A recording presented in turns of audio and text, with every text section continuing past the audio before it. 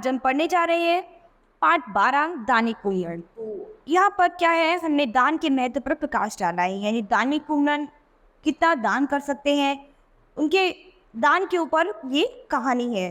तो आइए इस कहानी को पढ़ते हैं। इस कहानी के लेखक आर शरीशचंद्र दक्षिण भारत के साहित्यकारों में महत्वपूर्ण स्थान रखते हैं।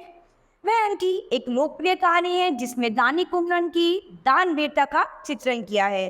तो यहाँ पर दानी कुंडन की दानवीरता के बारे में हम पढ़ेंगे। लेखक ने बहुत सरल भाषा में एक उद्देश्यपरक कहानी की रचना की है जो पाठक पर अपना प्रभाव डालने में पूर्णतः सफल है।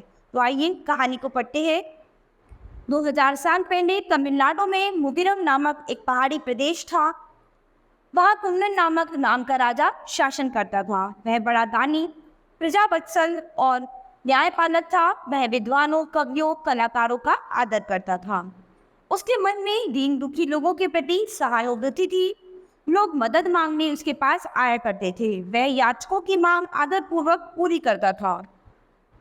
एक बार पड़ोसी राज्य में अकाल पड़ा। वहां से कई परिवार कुंडन के पास राहत पाने के लिए आए। सबके सब भूखे प्यासे और थके मांदे थे। बाल बच्चे भूख से बिलख रहे थे। बूढ़े लोगों की हालत खराब थी। कुंडन ने तुरंत अपने महल में ही बढ़िया भोजन बनाया। अकाल पीड़ित परिवारों को भी राज परिवार के साथ बिठाकर भोजन खिलाया। इसी प्रकार बहुत दिनों तक राजमहल में रखकर उनका पालन पोषण किया। तो कुंडन जो थे एक छोटे से पहाड़ी राज्य के राजा थे। वो वहाँ पर शासन करते थे और सभी के प्रति बहुत ही दया थी उनके अंदर। सबको बहुत ही सहानुभूति थी उनके लिए अंदर। वो सभी का बहुत ही आदर और सम्मान करती थी। तो एक बार क्या हुआ कि पड़ोसी राज्य में अकाल पड़ गया। तो वहाँ के जो परिवार थे वो सब भूखे प्यासे थके मांदे हो गए, बहुत ही परेशान हो गए। जो बुजुर्ग लोग थे वो भी बहुत ही परेशान हो गए। तो कुंडन ने तुरंत उन्हें अपने महल में शरण दी और अपने उन सभी पीड़ित लोगों को अपने राज परिवार के साथ अच्छा भोजन कराया और अपने साथ तब तक रखा जब तक उनकी वो समस्याएं खत्म नहीं हुई। तो उनका लालन पोषण उन्होंने अपने राज दरबार में रख के बहुत ही अच्छे से किया। तमिलनाडु के कोने कोने से कवि, पंडित, कलाकार और साधु संत कुंडन के पास आते, आदर सत्कार पाते और भेंट उपहार लेकर लौट जाते थे। उस जमाने के कवि, विद्वान, कलाकार बड़े स्वाभिमानी और सच्चे समाज से भी थे। वे राजा और प्रजा के हितैषी और मार्गदर्शक भी थे। वे लोग अपने लिए धन संपत्ति जमा नहीं करते थे। उनका पालन पोषण राजा की ओर से आदर के साथ हुआ करता था। तो उस जमाने में क्या हुआ था कि जो कवि, कलाकार, विद्वान लोग हुआ करते थे वो पैसे या धन की लालची नहीं थे। वो केवल प्रजा का और राजा का हित चाहते थे। लेकिन उसके बदले में राजा जो है केवल उनका पालन पोषण किया करता था। उन्हें कोई भी धन संपत्ति की जरूरत नहीं हुआ करती थी। राजा कुंडन के ऐसे ही दो हितैषी मित्र थे, महापंडित चातनार और महाकवि चित्रनार। जब भी उनको किसी चीज की आवश्यकता होती कुंडन के पास चले आते और उनसे मांग कर ले जाते। कुंडन उन दोनों विद्वानों का बड़ा आदर करता था। उन्होंने कुंडन की दानशीलता और उदारता की प्रशंसा में कई सुंदर गीत गाए हैं। घुमंतुचारण भाट गायकों ने उन कीर्ति गानों को गाते हुए तमिल प्रदेश के कोने कोने में कुंडन का यश फैलाया। उन्होंने क्या है, कुंडन की प्रशंसा में बहुत सुंदर सुंदर गीत गाए और वहाँ के जो गायक थे उन गायकों ने तमिलनाडु के कई प्रदेशों में कुंडन का यश उन गानों के माध्यम से फैलाया। एक दिन महाकवि चित्रनार कुंडन से थोड़ा धन मांगने के लिए आए। उस समय कुंडन जरूरी राजकाज में लगा हुआ था, इसलिए महाकवि का संदेश पाते ही राजा ने अपने मंत्री के हाथ कुछ धन देकर उसके पास भेज दिया।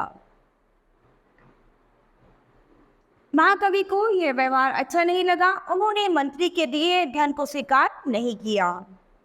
सीधे राजा कुंडन के पास चले गए और बोले, मैं प्रिय नरेश, मैं आपसे मिलने और आपके हाथों से उपहार पाने आया हूँ। मुझे मामूली याचक न समझ बैठना। वो भी क्या है, उनको गुस्सा आ गया और उन्होंने कहा कि मैं यहाँ आपसे मिलने और आपसे भेंट पाने के लिए आया हूँ, तो आप मुझे ऐसे मतलब मामूली याचक ना समझें। मुझे मामूली याचक ना समझना। आप दूसरे के हाथों विपुल संपत्ति भी भेज दो, मैं नहीं दूंगा। आप स्नेहपूर्वक रत्ती भर वस्तु भी दे दो, वही मेरे लिए काफी होगी। मैं उनसे सहर्ष स्वीकार कर लूँगा। उन्होंने कहा कि आप किसी और के हाथों आप मुझे पूरी तरह कितनी भी संपत्ति दे देना, मैं उसे स्वीकार नहीं करूँगा, और आप अपने हाथों मुझे रत्ती भर वस्तु भी देंगे तो मैं उसे भी सहजपूर्वक स्वीकार कर लूँगा।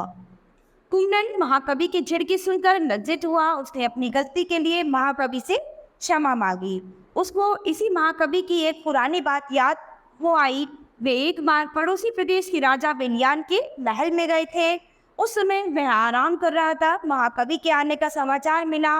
उनका स्वागत करने वह स्वयं नहीं आया। अपने भाई से बोला, तुम उनका स्वागत सत्कार करो, थोड़ा धन देकर उनको विदा करके आओ। तो क्या है, राजा कुंदन को अपना एक पुराने समय की अपनी बात याद आ गई कि एक बार वो एक समय में राजा बिलायन के महल में गए थे। तो क्या है, वहाँ पर उन्होंने क्या किया, वो आराम कर रहे थे तो उन्होंने अपने भाई से कहा कि तुम राजा कुंदन का आदर सत्कार करो और उनको कुछ धन देकर अच्छे से वहाँ से विदा कर दो। वो राजा को भी उनकी ये बात अच्छी नहीं लगी थी। महाकवि चित्रनान ने देखा कि राजा बेलियान स्वयं आकर अपने भाई को भेज रहा है। वे तुरंत वहां से उठकर चले आए और कुंदन के पास गए। कुंदन ने उनका आदर के साथ स्वागत किया। महाकवि ने कुंदन की प्रशंसा में सुंदर गीत गाए। कुंदन ने बहुत हर्षित होकर उसको एक सजा धजा हाथी और धनराशि देकर विदा किया। महाकवि चित्रनार उस हाथी को लेकर राजा बेलियान के महल में गए और उनसे कहा, मेरे राजा, यह लो मेरी ओर से यह उपहार। यदि तुम्हारे पास मेरा सम्मान करने के लिए फुर्सत नहीं तो क्या हुआ, मेरे पास तुम जैसे राजाओं का आदर करने के लिए समय भी है और सामर्थ्य भी है। क्या है, उन्होंने उनकी भेंट उनको वापस दे दी। राजा बेलियान लज्जित हुआ। वह महाकवि के चरणों पर गिरकर क्षमा मांगने लगा। कुंदन को यह घटना याद आई। उसने निश्चय कर लिया कि आगे से ऐसी गलती मुझसे नहीं होनी चाहिए। तो अभी क्या है, कुंदन को पता चल गया कि उससे ये गलती हुई है। उसने निश्चय कर लिया कि अब आगे से वो ऐसी गलती कभी नहीं करेगा। कुंदन के दूसरे मित्र थे महापंडित चातनार। वे भी समय समय पर आकर राजा से भेंट उपहार लिया करते थे। वे उदार स्वभाव के थे। उनको जो कुछ मिलता उसे अपने गरीब रिश्तेदारों के साथ बांट लेते थे। तो उनमें उनका स्वभाव जो था बहुत ही उदार था। उनका दिल बहुत ही बड़ा था। तो उन्हें जो कुछ भी कभी मिलता था वो उसे अपने रिश्तेदारों के साथ बांट लिया करते थे। थोड़े समय के बाद महापंडित चातनार के पास कुछ नहीं बचा। अपना परिवार चलाना भी मुश्किल हो गया। भुखमरी की नौबत आ गई। तब उन्हें दानी राजा कुंदन की याद आई। वे उनसे मिलने मोतीराम नगर में आए, किंतु वहां स्थिति एकदम बदली हुई थी। कुंदन का सौतेला छोटा भाई इल्कुमामुनन सत्तानोबी और चालाक आदमी था। उसने विद्रोह करके राजगद्दी हथिया ली और अपने बड़े भाई को राज्य से ही अलग कर दिया। शांति प्रिय कुंदन अचानक हुए विद्रोह को दबा नहीं सका। उस समय की लड़ाई में वह हार गया। राजपाट छोड़कर उसी पहाड़ी प्रदेश के जंगल में कुटिया बनाकर अपने परिवार के साथ रहने लगा।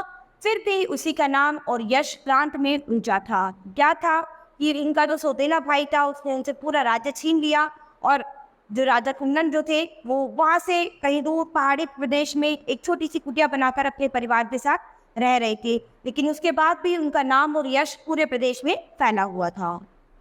नए शासक इलंकुमन ने सोचा, बड़े भाई के रहते मुझे कोई नहीं मानेगा और मेरी शासन सत्ता भी स्थिर नहीं रह सकती, इसलिए उनको इस दुनिया से ही अलग कर देना चाहिए। क्योंकि मन में ये विचार आया उनके सौतेले भाई के कि जब तक मेरा बड़ा भाई दुनिया में रहेगा तब तक मुझे कोई भी नहीं कुछ समझेगा और मेरी सत्ता कभी भी नहीं बन पाएगी। तो इसीलिए उन्होंने सोचा कि क्यों ना उन्हें दुनिया में से ही उठा दिया जाए।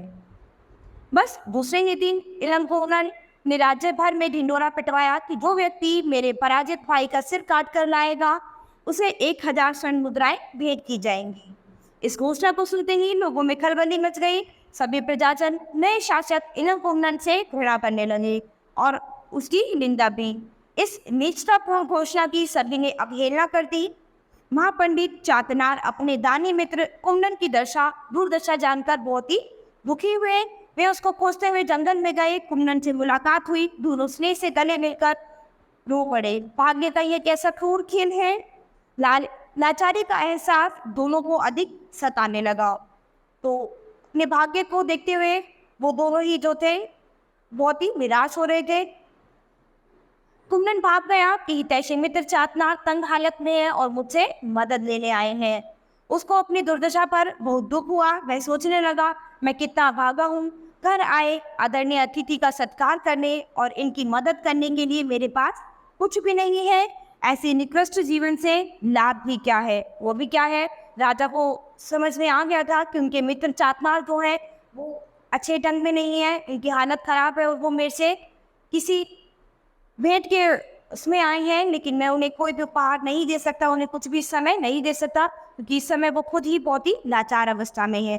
वो उनका मानना है कि ऐसे जीवन का क्या ही फायदा जिसमें मैं अपने घर आए अतिथि को, मेहमान को कुछ भेंट ना कर सकूं या उनका आदर ना कर सकूं। कुंदन ने निश्चय किया कि वे मित्र महापंडित को खाली हाथ नहीं जाने देंगे।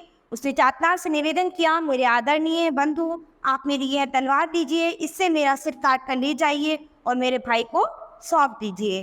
क्योंकि उसके भाई ने उसके सिर अपने उसके जो सौतेला भाई था उसने राजा कुंदन के सिर के बदले में 1000 स्वर्ण मुद्राएं भेंट में देने के लिए कहा था। इसीलिए राजा कुंदन ने क्या किया, अपने मित्र चातनार से कहा कि ये लीजिए तलवार और मेरी गर्दन काट दीजिए और इसे मेरे भाई के पास ले जाइए, तो आपको भेंट मिल जाएगी और आपका मैं इस तरह से अतिथि सत्कार कर सकता हूँ। वह आपको 1000 स्वर्ण मुद्राएं भेंट करेगा। उस धनराशि से आप पहले की तरह अपने परिवार तथा रिश्तेदारों का पालन पोषण करें। दानी कुंदन की यह बात सुनते ही चातनार सिहर उठे, विनक विनक कर रो उठे। वे अपनी तंगी और कष्ट भूल गए। वे सोचने लगे, यह कुंदन कितना महान दानवीर है, ऐसे त्यागी पुरुष की यह दुर्दशा नहीं होनी चाहिए। इस विपत्ति से इसको बारना मेरा कर्तव्य है, अब मैं यही करूँगा। तो ये देखकर महाकवि चातनार जो थे वो बहुत ही परेशान हुए कि ये कितने दानी हैं, राजा कुंदन कितने दानी हैं, वो मेरे लिए इतना बड़ा त्याग करने के लिए तैयार हैं। तो उन्हें समझ आया कि उनकी ऐसी दुर्दशा देखकर कि उन्हें उनके लिए कुछ करना चाहिए। चातनार ने कुंदन से तलवार ली और कहा, मेरे प्रिय मित्र, तुम मेरे लौट आने तक सब्र करो, मैं वापस आकर तुम्हारी इच्छा पूरी करूंगा। चातनार जंगल से लौटकर नगर के प्रसिद्ध शिल्पी के यहाँ पहुंचा। उन्होंने उस शिल्पी से कुंदन का कटे हुए सिर जैसा ही एक सिर मोम का बनवाया। वे उस सिर को कपड़े से ढककर राजमहल में ले गए। इलन कुंदन राजगद्दी पर बैठा हुआ था। सामने गणमान्य दरबारी लोग थे। महापंडित चातनार ने कटे हुए सिर को राजा के सामने रखा और कहा, नए शासक, यह लो तुम्हारे ऐलान की भेंट। अब तो तुम्हारा दिल ठंडा हुआ ना, लेकिन हाँ, यह न भूलो कि इस अत्याचार से तुम्हारा जीवन और शासन संकट से मुक्त हो गया। खून से सना और कटा हुआ सिर देखकर ही इलन कुंदन मौजब रह गया। उसको विश्वास हो चुका था कि पूरे प्रदेश में ऐसा कोई भी व्यक्ति नहीं मिलेगा जो धन के लालच में कुंदन की हत्या करने को तैयार हो जाए। ऐसी हालत में इस अनहोनी घटना से वह विचलित हो उठा। उसकी मानवता जाग उठी। शोक और पश्चाताप की आग में वह झुलसने लगा। लज्जा के कारण उसका सिर झुक गया। उसने दबे स्वर में कहा, महापंडित, आपने यह क्या कर दिया?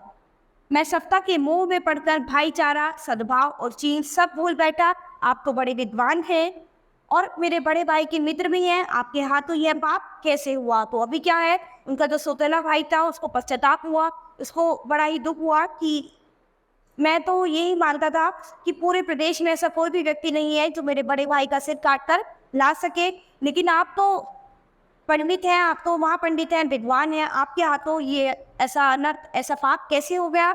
आप ऐसा कैसे कर सकते हैं? आप तो उनके मित्र भी हैं, तो ये आपने कैसे कर दिया?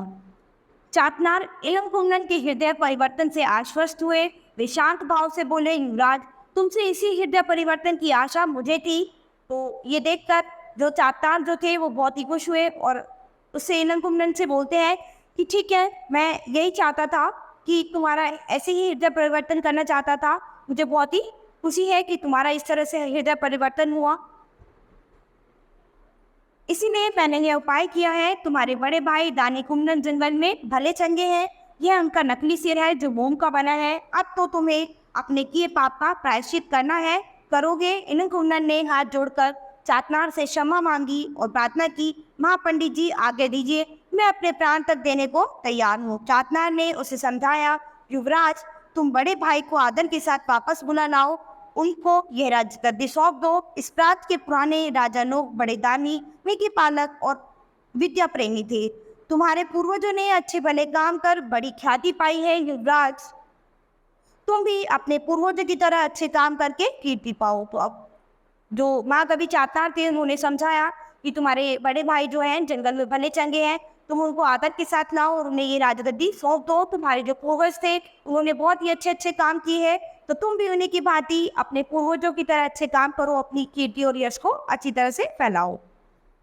राज इलंकुमनन ने चातार की सलाह मानी, वह बड़े भाई को आदर के साथ ले आया और उनको राजगद्दी सौंप कर स्वयं युवराज बना। महापंडित चातनार अपने प्रयास की सफलता पर फूले न समाये, वे दोनों भाइयों से भेंट उपहार पाकर आनंद के साथ घर लौटे। तो क्या था यहाँ पर, राजा कुम्भनन के जो मित्र चातनार थे उन्होंने क्या किया, राजा के लिए उनके जो सौतेले भाई थे उनकी बुद्धि को ठीक करने के लिए उन्होंने उनका नकली मोर का सिर बनवाया और उनके सामने पेश कर दिया। तो ये देखकर उनका जो सौतेला भाई था उसको पश्चाताप हुआ, उसको महसूस हुआ कि उसने जो किया बहुत ही गलत किया। वो जबरदस्ती से किसी से भी कुछ नहीं छीन सकता, तो जबरदस्ती से कोई भी कभी किसी के लिए कुछ नहीं कर सकता। जिसके हृदय में प्रेम है, किसी के लिए सहानुभूति है, प्यार है, तो वो उससे कुछ भी करवा सकता है। जबरदस्ती से कोई किसी से कुछ नहीं करवा सकता।